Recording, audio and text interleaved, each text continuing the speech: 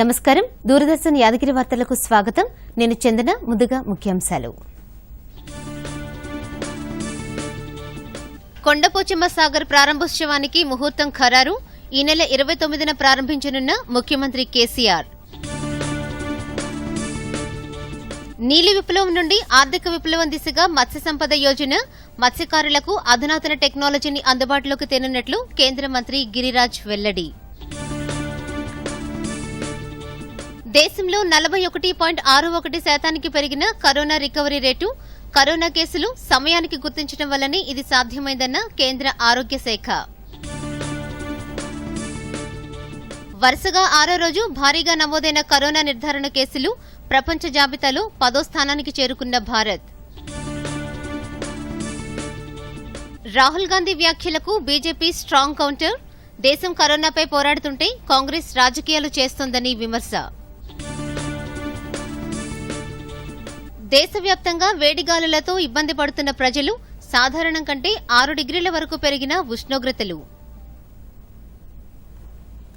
కాళేశ్వరం ప్రాజెక్టులో భాగంగా నిర్మించిన కొండపోచమ్మ సాగర్ ప్రారంభోత్సవానికి ముహూర్తం ఖరారైంది. ఈ నెల 29న ఉదయం 11:30కు కొండపోచమ్మ జలాశయాన్ని ముఖ్యమంత్రి కె చంద్రశేఖరరావు ప్రారంభిస్తారు. మర్కూర్ పంప్ హౌస్ నుంచి కొండపోచమ్మ సాగర్కు నీటిని లిఫ్ట్ చేయనున్నారు. ఈ సందర్భంగా కొండపోచమ్మ ఆలయంలో చిన్నజీయర్ స్వామితో కలిసి ముఖ్యమంత్రి కేసీఆర్ హోమం నిర్వహిస్తారని మంత్రి హరీష్ రావు తెలిపారు. కొండపోచమ్మ సాగర్ ప్రారంభోత్సవంతో కాళేశ్వరం జలాలు ముఖ్యమంత్రి కేసీఆర్ సొంత నియోజకవర్గం గజ్వేల్లో పారనున్నాయి. ముఖ్యమంత్రి కె చంద్రశేఖరరావు రేపు ఉన్నత స్థాయి సమీక్ష నిర్వహించనున్నారు. మధ్యాహ్నం 2 గంటలకు ప్రగతి భవన్లో జరిగే ఈ సమీక్ష సమావేశంలో రాష్ట అవతరణ వేడుకల నిర్వహణతో పాటు కరోనా నివారణకు తీసుకుంటున్న చర్యలు, లాక్డౌన్ అమలుపై చర్చిస్తారు. లాక్డౌన్ మరిన్ని సడలింపులపై నిర్ణయం తీసుకునే అవకాశం ఉంది. రోహిణి కార్తె ప్రవేశించిన నేపథ్యంలో వానాకాల వ్యవసాయంపై చర్చిస్తారు.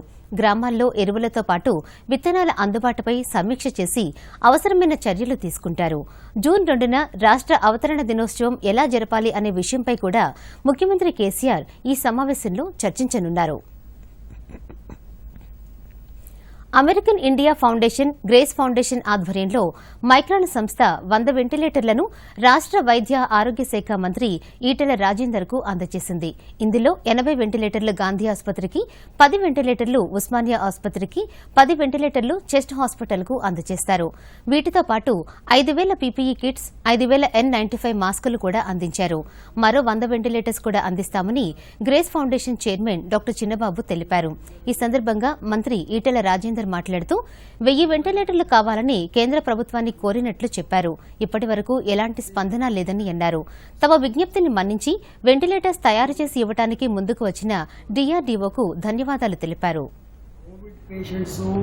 అప్పుడప్పుడు కొలాప్స్ అయ్యే పరిస్థితి ఉంటుంది కాబట్టి వెంటిలేటర్లు పెట్టే అవసరానికి ఇది మీట్ అయ్యడానికి ఆస్కారం ఉంటుంది. కరోనా వ్యాప్తి నేపథ్యంలో రాష్ట్రంలో ఆర్థిక సంక్షోభం నెలకొన్నప్పటికీ రైతులకు 1,200 కోట్ల రూపాయల రుణమాఫీ చేశామని రాష్ట మంత్రి కె తారక రామారావు తెలిపారు. రాజన్న సిరిసిల్ల జిల్లాలో మంత్రులు నిరంజన్ రెడ్డి, ప్రణాళిక సంఘం ఉపాధ్యక్షుడు వినోద్ కుమార్తో కలిసి కేటీఆర్ పర్యటించారు. జిల్లాలోని ముస్తాబాద్లో రైతు వేదిక, రాచర్ల గొల్లపల్లిలో వ్యవసాయ గోదాం నిర్మాణానికి శంకుస్థాపన చేశారు. అనంతరం కేటీఆర్ ప్రసంగిస్తూ మార్చి, ఏప్రిల్ నెలల్లో రాష్ట ఆదాయం 95% మేర తగ్గిందన్నారు. వానాకాలం సాగు కోసం విత్తనాలు అందించేందుకు ముఖ్యమంత్రి కేసీఆర్ నిధులు మంజూరు చేసినట్లు చెప్పారు. ప్రపంచమంతా ఈ కరోనా విషయంలో ఎక్కడికక్కడ గందరగోళంలో ఉన్నది. అమెరికా నుంచి మొదలు పెడితే భారతదేశం దాకా ప్రపంచంలోని అన్ని దేశాలు కూడా తల్లడిల్లిపోతా ఉన్నాయి.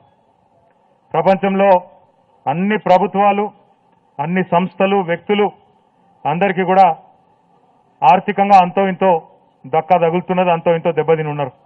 పరిశ్రమలు కావచ్చు, అందరూ ఇంకా ఇతర ప్రభుత్వాలు కావచ్చు లేదా వ్యక్తులు కావచ్చు, అందరికీ కూడా అంతో ఇంతో ఇబ్బంది కలుగుతూ ఉన్నది. అట్లాంటి ఈ పరిస్థితుల్లో ఎంత ఇబ్బంది ఉన్నా రాష్ట్ర ప్రభుత్వం యొక్క ఆదాయం కూడా మార్చి నెలలో, ఏప్రిల్ నెలలో, మే నెలలో 95% తగ్గిపోయినా, అంటే 100 రూపాయలు వచ్చే కాడ కేవలం 5 రూపాయలు వచ్చినా మన ముఖ్యమంత్రి కేసీఆర్ గారు మాత్రం ఒక నిర్ణయం తీసుకున్నారు. ఆయన ఒక్కటే మాట చెప్పినారు, ఏది ఏమైనా సరే, ఆదాయం ఎంత తక్కువైనా సరే, ఈ రాష్ట్రంలోని రైతులు, ఈ రాష్ట్రంలోని పేదలకు ఇచ్చిన మాట మాత్రం ఎట్టి పరిస్థితుల్లో నిలబెట్టుకుంటామని చెప్పి మొన్ననే 5,50,000 మంది రైతులకు రుణమాఫీలో భాగంగా 1,200 కోట్ల రూపాయలు విడుదల చేసిన నాయకుడు మన ముఖ్యమంత్రి కేసీఆర్ గారు. ఇంత సంక్షోభంలో, ఇంత ఇబ్బందుల్లో కూడా మరి ఇంత పెద్ద ఎత్తున నిధులు విడుదల చేసిన నాయకుడు మన ముఖ్యమంత్రి కేసీఆర్ గారు అని చెప్పి నేను మీకు గుర్తు చేస్తా ఉన్నా. అదే రకంగా ఇంత సంక్షోభంలో కూడా ఈరోజు ఒక ఈ వానాకాలం పంటకే దాదాపు 7,000 కోట్ల రూపాయలు రైతు బంధు కార్యక్రమం కింద ఇవ్వాల్సిన పైసలను కూడా వ్యవసాయ మంత్రి గారికి, వ్యవసాయ శాఖకు మరి ఇప్పటికే అందజేసి వారికి పూర్తి స్థాయిలో వానాకాలంలో రైతులకు ఏ రకమైన ఇబ్బంది రావద్దు, అది ఎరువు కావచ్చు, విత్తనాలు కావచ్చు, అదే రకంగా రైతు బంధు రూపంలో మనం చేసే ప్రభుత్వం ఇచ్చే ఆర్థిక ప్రేరణ కావచ్చు, ఇవన్నీ కూడా యథాతథంగా ఉండాలి. ఎంత కష్టమున్నా ప్రభుత్వం భరిస్తుంది తప్ప మన రైతులకు మాత్రం ఇబ్బంది కాకూడదన్న ఉద్దేశంతో ముఖ్యమంత్రి గారు ఇప్పటికే ఆర్థికంగా కూడా పూర్తి స్థాయిలో మరి వానాకాలం పంటకు సంబంధించి రైతు బంధు మొత్తాన్ని కూడా వ్యవసాయ శాఖకు ఆధీనం చేయడం జరిగిందని చెప్పి కూడా ఈ సందర్భంగా నేను విజ్ఞప్తి చేస్తున్నా. రాష్ట్రంలో కరోనా పరీక్షలు జరుగుతున్న తీరుపై హైకోర్టు అసంతృప్తి వ్యక్తం చేసింది. మార్చి 11 నుండి ఇప్పటి వరకు రాష్ట్రంలో నిర్వహించిన కరోనా పరీక్షలకు సంబంధించిన వివరాలన్నీ సమర్పించాలని ఉన్నత న్యాయస్థానం ప్రభుత్వానికి ఆదేశాలు జారీ చేసింది. కరోనా పరీక్షలపై దాఖలైన పిటిషన్లపై ఇవాళ హైకోర్టులో విచారణ జరిగింది. మృతదేహాలకు కరోనా పరీక్షలు అవసరం లేదనే రాష్ట ప్రభుత్వ ఉత్తర్వులను ఉన్నత న్యాయస్థానం కొట్టివేసింది. ఆసుపత్రుల్లో మరణించిన వారి మృతదేహాలకు కరోనా పరీక్షలు నిర్వహించాలని ప్రభుత్వాన్ని ఆదేశించింది. మిగతా రాష్ట్రాలతో పోల్చితే రాష్ట్రంలో చాలా తక్కువ పరీక్షలు ఎందుకు చేస్తున్నారని న్యాయస్థానం నిలదీసింది. కరోనా పరీక్షలపై రాష్ట ప్రభుత్వానికి కేంద్రం రాసిన లేఖలను కూడా సమర్పించాలని ఆదేశించింది. జూన్ 4వ తేదీలోగా సమగ్ర నివేదిక సమర్పించాల్సిందిగా ప్రభుత్వాన్ని హైకోర్టు ఆదేశించింది.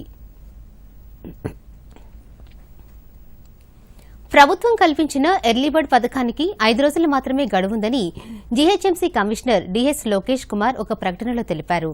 2020-21 ఆర్థిక సంవత్సరానికి సంబంధించి ఈ నెల 31వ తేదీలోపు ఆస్తి పన్నును చెల్లించి ఎర్లీ బర్డ్ పథకం క్రింద 5% పన్ను రాయితీ పొందవచ్చని అన్నారు.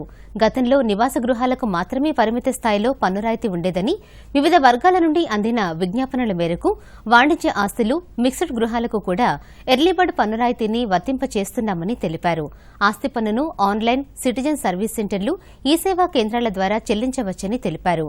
ఇంటి వద్దకు వచ్చే బిల్ కలెక్టర్లకు కూడా నేరుగా ఆస్తి పన్ను చెల్లించి రాయితీతో కూడిన రసీదులను పొందాలని తెలిపారు. ఐటీ కంపెనీలు, మల్టీలెవెల్ మాల్స్, స్టార్ హోటల్స్, పెద్ద వ్యాపార సంస్థలు ఈ అవకాశాన్ని వినియోగించుకోవాలని జీహెచ్ఎంసీ కమిషనర్ పిలుపునిచ్చారు.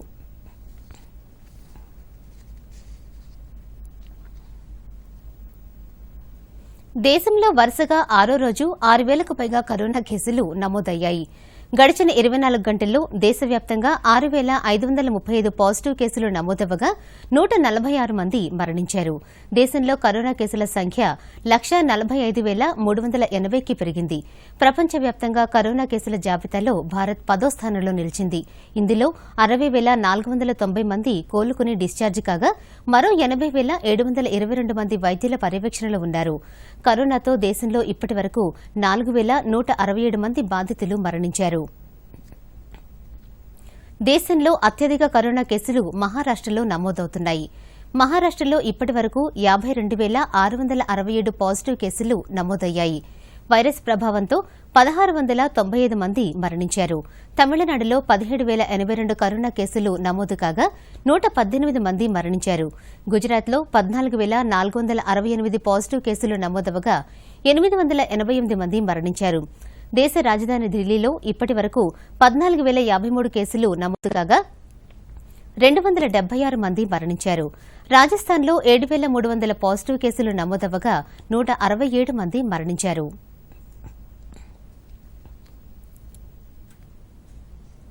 దేశంలో కరోనా వైరస్ నుండి కోలుకుంటున్న వారి శాతం రోజురోజుకు పెరుగుతోంది. దేశంలో ప్రస్తుతం రికవరీ రేటు 41.61% ఉన్నట్లు కేంద్ర ఆరోగ్య కుటుంబ సంక్షేమ శాఖ సంయుక్త కార్యదర్శి లవ్ అగర్వాల్ వెల్లడించారు. ఇప్పటి వరకు దేశవ్యాప్తంగా 60,490 మంది కోలుకుని డిశ్చార్జ్ అయినట్లు చెప్పారు. ఇక మరణాల శాతం 2.87%గా ఉందన్నారు. ప్రపంచంలో ప్రతి 1,00,000 మందికి 4.4 మంది కరోనాతో మరణిస్తున్నారని, మన దేశంలో అయితే 0.3% మందే చనిపోతున్నారని పేర్కొన్నారు. లాక్డౌన్ను సమర్థవంతంగా అమలు చేయటం, కేసుల సమయానికి గుర్తించడం వల్లనే ఇది సాధించగలిగామని లవ్ అగర్వాల్ చెప్పారు. और आज हम देख रहे हैं कि फील्ड में एफर्ट्स करने की वजह से वह लॉकडाउन के इस प्रेजेंट टाइम में बढ़कर 41.61% हो चुका है। इसके साथ ही हम देखते हैं कि हमारा फैटेलिटी रेट यानी कंफर्म केसेस आए हैं उसमें कितने केसेस में डेथ रिकॉर्ड की गई है, उसमें भी हम पाते हैं कि हमारा fatality rate is one among the lowest in the world और वह 3.3% से घटते हुए अब करीब 2.87% हो चुका है। कि आज कोविड-19 से खाली भारत ही नहीं पूरी दुनिया लड़ रही है, हर देश लड़ रहा है। हम लोग वायरस से इम्यून नहीं हैं और हम लोग पूरी दुनिया से जुड़े हुए भी हैं, बिल्कुल क्लोज नहीं हैं। उस सिचुएशन में जिस समय की सोशल मोबिलिटी और सारे प्रोसेसेस एक वर्ल्ड का एक पार्ट थे, उसमें अगर हम कंपैरिजन करें तो पाते हैं कि अगर वर्ल्ड में 69.9 केसेस पर लाख पॉपुलेशन रिपोर्ट हुए हैं तो इंडिया में वह करीब 10.7 केसेस पर लाख पॉपुलेशन रिपोर्ट हुए हैं। हम इसको और अपने से संबंधित देशों से अगर कंपेयर करें तो यहां मैं आपकी दृष्टि में लाना चाहूंगा कि यह कंपैरिजन केवल एब्सोल्यूट नंबर्स पर है, जबकि हम सबको पता है कि whether it in terms of availability of resources और whether also in terms of density of population in this country, जिसमें कि सोशल डिस्टेंसिंग को फॉलो करना उतना ही मुश्किल होता है, उसके बावजूद भी अगर हम इंडिया की रिलेटिव परफॉर्मेंस देखें तो पाते हैं कि जैसे कि स्पेन में 504 केसेस पर लाख पॉपुलेशन रिपोर्ट हो रहे हैं, बेल्जियम में करीब 499 केसेस पर लाख पॉपुलेशन रिपोर्ट हो रहे हैं, अमेरिका में उसी तरह से 486 केसेस पर लाख पॉपुलेशन रिपोर्ट हो रहे हैं और lower end of the spectrum में भी अगर हम जाएं और पाते हैं तो देखते हैं कि मैक्सिको जैसे देश में भी 52.2 केसेस पर लाख रिपोर्ट हो रहे हैं। उस समय पर इंडिया में लॉकडाउन और साथ में कंटेनमेंट्स पर जो हमारे एफर्ट्स रहे हैं उसके कारणवश हम ये पाते हैं कि करीब 10.7 लाख केसेस पर लाख हमारे यहाँ रिपोर्ट हुए हैं। तो जैसे कि हम कई बार इस बारे में बात कर चुके हैं कि कोई भी डेथ रिपोर्ट होना देश के लिए एक बहुत दुख का विषय है, बट अगर हम देखें तो पाते हैं कि जैसे वर्ल्ड में ओवरऑल 6.4% फैटेलिटी रेट ऑब्जर्व किया गया है, तो India has one of the lowest fatality rate among the countries जहां पर की हायर केसेस रिपोर्ट हुए हैं, which is as low as 2.87%। हम इसको अगर दूसरे देशों से कंपैरिजन में देखें तो पाते हैं कि जैसे कुछ देशों में 19.9%, 16.3% या 14.3% इस हाई रेट पर अगर केस फैटेलिटी ऑब्जर्व की गई है, तो उसके मुकाबले इंडिया में एज लो एज 2.87% फैटेलिटी हमने नोट की है। इसी एनालिसिस को अगर हम देखें कि अगर हम पॉपुलेशन के बेसिस पर उसको नॉर्मलाइज करें तो पाते हैं कि जो हमारे यहाँ पर अगर वर्ल्ड में 4.5 केसेस डेथ जो लाख पॉपुलेशन रिपोर्ट हुई है आज तक, तो इंडिया में वह करीब 0.3 डेथ पर लाख पॉपुलेशन रिपोर्ट हुई है, जबकि उसके कंपैरिजन में और देशों से अगर हम कंपेयर करें तो पाते हैं कि एज हाई एज 81 डेथ्स पर लाख पॉपुलेशन भी कुछ देशों में रिपोर्ट हुई हैं। इसके साथ ही प्रिवेंटिव एस्पेक्ट्स के रूप में हैंड हाइजीन, रेस्पिरेटरी हाइजीन और एनवायरमेंट एंड सैनिटेशन, यानी कि जो कि फ्रीक्वेंटली टच सर्फेसेज हैं उनको हम क्लीन रखें। और इन सब कार्यों को करते हुए हमारा एफर्ट होना चाहिए कि हमारा जो भी बिहेवियर है वह कोविड अप्रोप्रिएट बिहेवियर हो, ताकि हम कोविड से अपने आप को बचा सकें। और इन सब कार्यों को करते हुए इसके साथ ही जरूरत है कि जैसे हम सब लोग इससे पहले भी बात कर चुके हैं कि करीब 50% डेथ केसेस एल्डरली पॉपुलेशन में रिपोर्ट हुए हैं और साथ ही करीब 73% केसेस जो डेथ के हैं वह पीपल विद कोमॉर्बिडिटीज में रिपोर्ट हुए हैं। तो हम इन सब प्रिवेंटिव एस्पेक्ट्स को लेते हुए अपने घर में जो एल्डरली हैं, अपने घर में जो वल्नरेबल पॉपुलेशन है, उन सबको बचाने के लिए ये सारे प्रिवेंटिव स्टेप्स लें। और कोई भी अगर हमारे को कोई भी ऐसा केस दिखता है कि जिसमें कोई हमारे को सिम्टम्स हैं तो हम गवर्नमेंट द्वारा ऑर्गेनाइज की फैसिलिटीज को एक्सेस करें। धन्यवाद। దేశంలో ప్రస్తుతం రోజుకి 1,10,000 కరోనా వైరస్ శాంపిల్స్ ను పరీక్ష చేస్తున్నామని భారత వైద్య పరిశోధన మండలి director general doctor Balaram Bhargava తెలిపారు. మార్చి 24 వరకు 123గా ఉన్న ల్యాబ్ల సంఖ్యను 610కి పెంచినట్లు వెల్లడించారు. త్వరలో టెస్టింగ్ల సంఖ్యను 2 లక్షలకు పెంచే ప్రయత్నాలు మొదలుపెట్టినట్లు చెప్పారు. లాక్డౌన్ నిబంధనలు సడలించిన నేపథ్యంలో పెరుగుతున్న కరోనా కేసులకు అనుగుణంగా పరీక్షలను పెంచేందుకు సిద్దమవుతున్నట్లు బలరాం భార్గవ తెలిపారు. We do not know which drug is working, which drug is not working. That is, a lot of drugs are being repurposed for the use of COVID, whether it be for prophylaxis or for the treatment of COVID. Now we all know that chloroquine is a very old anti-malarial drug for several, it's been in use for nearly 100 years. And the hydroxychloroquine is even safer. And if I do not know, I belong to the generation when we had inland letter cards जो होते थे जिसमें चिट्ठी लिखते थे, उसमें गोले बने रहते थे। मलेरिया की गोली 4 पहले दिन, फिर 2 दूसरे दिन, 2 तीसरे दिन, वो बना रहता था. So it was widely used drug for malaria, and it still is a widely used drug for malaria. The biological plausibility was supporting that it is possibly an antiviral drug. Once we got the biology 20 లక్షల కోట్ల రూపాయలతో ప్రకటించిన భారీ ఉద్దీపన పథకంలో భాగంగా ప్రధానమంత్రి మత్స్య సంపద యోజన పథకాన్ని కేంద్ర ప్రభుత్వం ప్రకటించింది. పీఎం మత్స్య సంపద యోజన బ్రోచర్ను ఆవిష్కరించిన కేంద్ర మంత్రి గిరిరాజ్ సిన్హా పథకం వివరాలను మీడియాకు వెల్లడించారు. 2015లో నీలి విప్లవాన్ని కేంద్రం తీసుకొచ్చిందని, ఇప్పుడు ఆర్థిక విప్లవం దిశగా మత్స్య సంపద యోజన పథకాన్ని ప్రకటించినట్లు తెలిపారు. మత్స్య సంపదను ఎక్కువగా ఎగుమతి చేసే దేశాలలో భారత్ 2వ స్థానంలో ఉందని, ఈ మార్కెట్ను 50,000 కోట్లకు చేర్చడమే లక్ష్యంగా పెట్టుకున్నట్లు చెప్పారు. ఉపాధి అవకాశాల కల్పనతో పాటు ఆహార భద్రత ఉంటుందన్నారు. దేశవ్యాప్తంగా విస్తారమైన సముద్ర తీరంతో పాటు వేలాది రిజర్వాయర్లు, లక్షలాది చెరువుల ద్వారా మత్స్య సంపదను పెంచనున్నట్లు తెలిపారు. जो फैक्ट्री वेसल होगा, इसमें तेल भी होगा, अन्य चीज होगा जो उनके तेल कमेंगे, तो फैक्ट्री वेसल भी एक क्लस्टर रूप में रहेगा कितने बोट पर. तो हम टेक्नोलॉजी का भी सहारा ले रहे हैं. मछुआरों में जो रिस्क है वो रिस्क है कि जब समुद्र में जाते हैं मछली देखते देखते उन्हें पता नहीं चलता है कहाँ मछली है. ये इंफॉर्मेशन भी हम देंगे टेक्नोलॉजी से कि आप उधर नहीं इधर जाएं, मछली वहां मिलेगा. कभी कभी टेक्नोलॉजी इंफॉर्मेशन के अभाव में 200 माइल से बढ़ जाते हैं, जिसके कारण कभी पाकिस्तान के जेलों में, कभी लंका के जेलों में, कहीं अन्य जगह. तो हम उसके कारण उन्हें टेक्नोलॉजी भी दे रहे हैं समुद्र के अंदर. अभी లాక్డౌన్ అమలులో కేంద్రం విఫలమైందని, లాక్డౌన్ ఉద్దేశం, లక్ష్యం నెరవేరలేదన్న కాంగ్రెస్ నేత రాహుల్ గాంధీ విమర్శలకు బీజేపీ స్ట్రాంగ్ కౌంటర్ ఇచ్చింది. రాహుల్ వ్యాఖ్యలు రాజకీయ దురుద్దేశంతో కూడుకున్నవని బీజేపీ సీనియర్ నేత, కేంద్ర మంత్రి ప్రకాష్ జావదేకర్ మండిపడ్డారు. దేశం మొత్తం ఒకవైపు కరోనా మహమ్మారిపై పోరాడుతుంటే కాంగ్రెస్ రాజకీయం చేస్తోందని విమర్శించారు. లాక్డౌన్ను సమర్థవంతంగా అమలు చేయటం వల్లనే అమెరికా, ఫ్రాన్స్, స్పెయిన్ల కంటే అతి తక్కువ కరోనా ప్రభావంతో మనం బయటపడగలిగామని చెప్పారు. कांग्रेस ऐसे समय भी राजनीति करने से बाज नहीं आ रही. मुझे आश्चर्य होता है जब लॉकडाउन लगा तब कांग्रेस ने हाय तौबा मचाया कि लॉकडाउन क्यों लगाया, पूरे देश भर में क्यों लगाया, अर्थव्यवस्था तबाह हो जाएगी.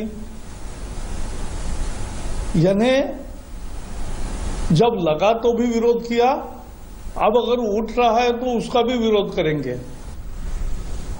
The Union Minister highlighted how India is being appreciated around the world for lockdown సమయంలో వైరస్ ను కట్టడి చేయడంలో కేంద్ర ప్రభుత్వం విఫలమైందని కాంగ్రెస్ నేత రాహుల్ గాంధీ విమర్శించారు. వైరస్ కేసులు ఎక్కువవుతున్న తరుణంలో ఆంక్షల్ని ఎత్తివేస్తున్నారని ఆరోపించారు. కరోనా వైరస్ రోజురోజుకి విజృంభిస్తున్న నేపథ్యంలో కేంద్ర ప్రభుత్వం అనుసరించబోయే ప్రణాళికలేంటో వివరించాలని రాహుల్ గాంధీ కోరారు. వైరస్ సంక్షోభం నుండి గట్టెక్కేందుకు ప్రజలకు నగదు పంపిణీ చేయాలని డిమాండ్ చేశారు. అలా చేయని పక్షంలో పేద ప్రజల జీవితాలు మరింత దుర్భర స్థితిలోకి జారుకునే ప్రమాదం ఉందని పేర్కొన్నారు. పరిశ్రమలకు కూడా ప్రభుత్వమే అండగా నిలవాలన్నారు. That the aim and the purpose of our lockdown has failed. What India is facing now in front of us is the result of a failed lockdown. Now, what we in the Congress party and a lot of people want to understand, and we do not want to do it harshly, aggressively, but we want to understand what the government's view is going forward. We want to understand what is their strategy. It is pretty clear that 4 stages of lockdown have not produced the result that the Prime Minister expected.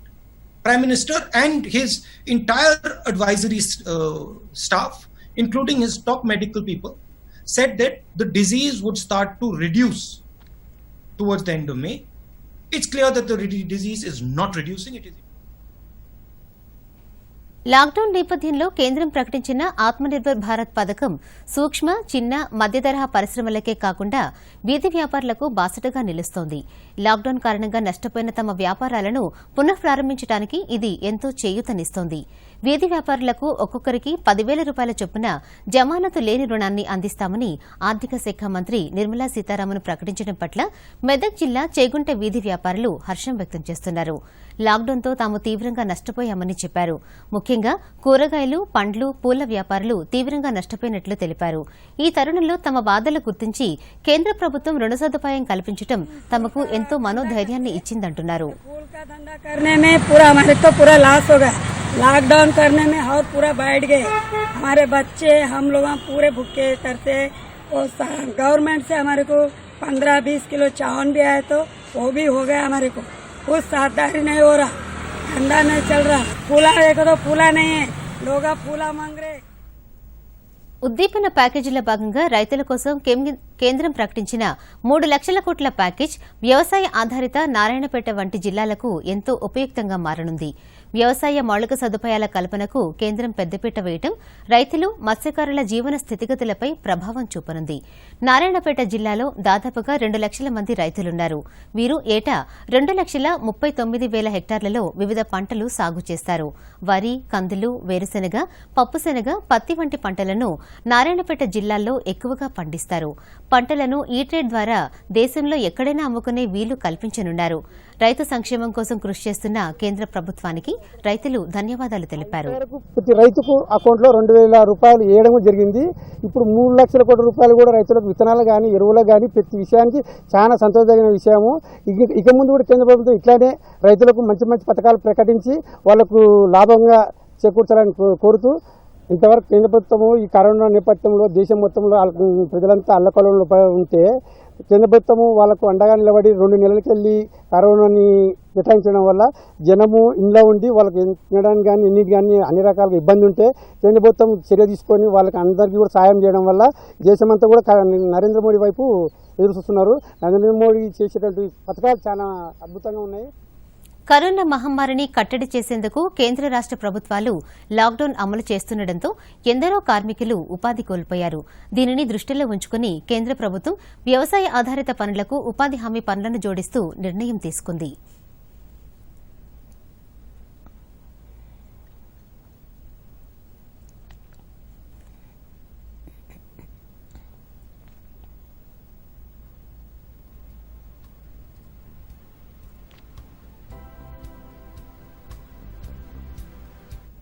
పనికి వచ్చిన చాలా సంతోషం ఉంది.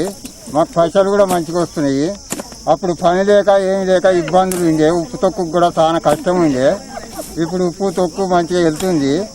మా చల్లవుట పని చేసుకుంటున్నాము, చల్లవుట వెళ్ళిపోతున్నాము. ఇక అందరికీ జర ఆరోగ్యమే ఉన్నాం సార్. కరోనా రావడం వల్ల మాకు పనులు లేక చాలా ఇబ్బంది అవుతుంది. అయితే మీ గవర్నమెంట్ పట్టించుకొని మాకు కరువు పని కల్పించడం వల్ల మాకు కొంచెం సహాయం హెల్ప్ఫుల్గా ఉంది. ఈ కరోనా వ్యాధి వల్ల చాలా ఇబ్బందులు ఉన్నాము, బయటకు వెళ్ళే పరిస్థితిలో లేము. ఈ కరువు పని వల్ల ఉపాధి హామీ కలిగింది కాబట్టి కొంచెం పని చేసుకోగలుగుతున్నాము. ఎండలకు కూడా తట్టుకుంటున్నాము. గ్రామీణ ప్రాంతాల్లో కూలీలకు చేతి నిండా పని దొరుకుతోంది. యాదాద్రి భువనగిరి జిల్లా వ్యాప్తంగా 17 మండలాలుండగా భువనగిరి మండలంలో 34 గ్రామ పంచాయతీల్లో 11,447 జాబ్ కార్డులున్నాయి. వీరికి మహాత్మాగాంధీ జాతీయ గ్రామీణ ఉపాధి పథకం ద్వారా పనులు కల్పిస్తున్నారు. ఈ పథకం ద్వారా గ్రామాల్లోని రైతుల భూములు చదును చేయడం, శ్మశాన వాటికల్లో శుభ్రత, కాలువల పూడిక, హరితహారంలో మొక్కలు నాటడం లాంటి పనులు కల్పిస్తున్నారు. దీనివల్ల రైతులు తమ భూములను చదును చేసుకుని వ్యవసాయం చేసుకోవడానికి ఉపయోగించుకుంటున్నారు. వేసవి కాలాన్ని దృష్టిలో ఉంచుకుని కూలీలకు ఉదయం 7 నుండి 11 గంటల వరకు ఉపాధి హామీ పనులు కల్పిస్తున్నారు. ఒక్కొక్కరికి 170 నుండి 230 రూపాయల వరకు కూలీ డబ్బులను ప్రభుత్వం చెల్లిస్తోంది. ఈ పథకంతో తమకు ఉపాధి లభిస్తోందని కూలీలు సంతోషం వ్యక్తం చేస్తున్నారు. లాక్డౌన్ కారణంగా వివిధ రాష్ట్రాల్లో చిక్కుకున్న వలస కూలీలను స్వస్థలాలకు చేర్చడానికి కేంద్రం శ్రామిక్ ప్రత్యేక రైళ్లను నిర్వహిస్తోంది. ఇందులో భాగంగా ఈ నెల 25 వరకు 3,274 శ్రామిక్ ప్రత్యేక రైళ్లను నడిపినట్లు రైల్వే శాఖ ప్రకటించింది. దేశంలోని వివిధ ప్రాంతాల నుండి 44 లక్షల మంది వలస కూలీలను స్వరాష్ట్రాలకు చేర్చినట్లు తెలిపింది. సోమవారం ఒక్కరోజే 223 రైళ్లలో 2,80,000 మంది వలస కూలీలను స్వస్థలాలకు చేర్చినట్లు రైల్వే శాఖ వెల్లడించింది. దేశీయ విమానయాన సర్వీసులు ప్రారంభమైన తొలి రోజు 58,318 మంది ప్రయాణించారని విమానయాన శాఖ మంత్రి హర్దీప్ సింగ్ పూరి ట్వీట్ చేశారు. 25న అర్ధరాత్రి వరకు 832 విమానాలు నడిపినట్లు ఆయన పేర్కొన్నారు. కాగా ఈ రోజు ఆంధ్రప్రదేశ్లో విమాన సర్వీసులు ప్రారంభమయ్యాయి. వివిధ ప్రాంతాల నుండి విశాఖ, విజయవాడలకు విమానాలు నడిచాయి. రెండో రోజు విమాన సర్వీసుల సంఖ్య మరింతగా పెరిగింది. విమానాశ్రయంలో నిబంధనల మేరకు పరీక్షలు నిర్వహిస్తున్నారు. దేశవ్యాప్తంగా ఎండలు మండిపోతున్నాయి. అనేక ప్రాంతాల్లో అధిక స్థాయిలో ఉష్ణోగ్రతలు నమోదవుతున్నాయి. సాధారణం కంటే 6 డిగ్రీల వరకు ఉష్ణోగ్రతలు పెరిగాయి. దీంతో పాటు వేడిగాలులతో ప్రజలు ఉక్కిరిబిక్కిరవుతున్నారు. అనేక రాష్ట్రాల్లో 45 డిగ్రీల కన్నా ఎక్కువ స్థాయిలో ఉష్ణోగ్రతలు నమోదవుతున్నాయి. నాగ్పూర్లో ఇవాళ అత్యధికంగా 47 డిగ్రీల ఉష్ణోగ్రత నమోదైంది. హర్యానా, మధ్యప్రదేశ్, విదర్భ, రాజస్థాన్, ఛత్తీస్గఢ్ రాష్ట్రాలకు రెడ్ అలర్ట్ జారీ చేశారు. మహారాష్టలోని విదర్భలో 3 రోజుల పాటు రెడ్ అలర్ట్ జారీ చేశారు. పశ్చిమ, తూర్పు మధ్యప్రదేశ్లో కూడా హెచ్చరికలు జారీ చేశారు. పంజాబ్లో కూడా సూర్యప్రతాపం కొనసాగుతుంది. అమృతసర్లో ఇవాళ మధ్యాహ్నం 44 డిగ్రీల ఉష్ణోగ్రతలు నమోదయ్యాయి. రానున్న మరికొన్ని రోజుల పాటు కూడా అధిక ఉష్ణోగ్రతలు నమోదు కానున్నట్లు వాతావరణ కేంద్రం తెలిపింది. కాగా రాష్ట్రంలోనూ ఎండలు పెరిగిపోవడంతో ప్రజలు ఉక్కిరిబిక్కిరవుతున్నారు. ఉదయాన్నే సూర్యుడు ఉగ్రరూపం దాలుస్తుండటంతో జనం బయటకు రావడానికి జంకుతున్నారు. మధ్యాహ్నం వేళలో రాష్ట్రంలోని ప్రధాన రహదారులన్నీ నిర్మానుష్యంగా మారుతున్నాయి. ఆదిలాబాద్ జిల్లాలో అత్యధికంగా పగటి ఉష్ణోగ్రతలు 46.5 డిగ్రీలు, నిజామాబాద్లో 45 డిగ్రీలు, నల్గొండ జిల్లాలో 44.8, హైదరాబాద్లోని పలు ప్రాంతాల్లో 43.7 డిగ్రీలుగా నమోదయ్యాయి.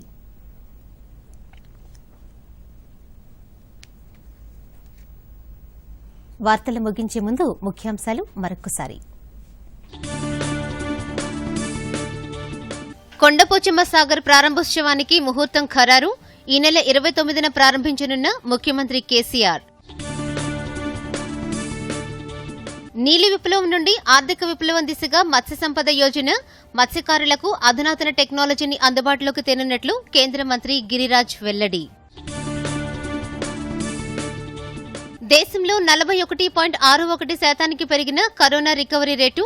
కరోనా కేసులు సమయానికి గుర్తించడం వల్లనే ఇది సాధ్యమైందన్న కేంద్ర ఆరోగ్య శాఖ. వరుసగా 6వ రోజు భారీగా నమోదైన కరోనా నిర్ధారణ కేసులు. ప్రపంచ జాబితాలో 10వ స్థానానికి చేరుకున్న భారత్. రాహుల్ గాంధీ వ్యాఖ్యలకు బీజేపీ స్ట్రాంగ్ కౌంటర్. దేశం కరోనాపై పోరాడుతుంటే కాంగ్రెస్ రాజకీయాలు చేస్తోందని విమర్శ.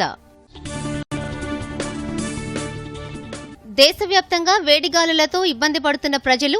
సాధారణం కంటే 6 డిగ్రీల వరకు పెరిగిన ఉష్ణోగ్రతలు.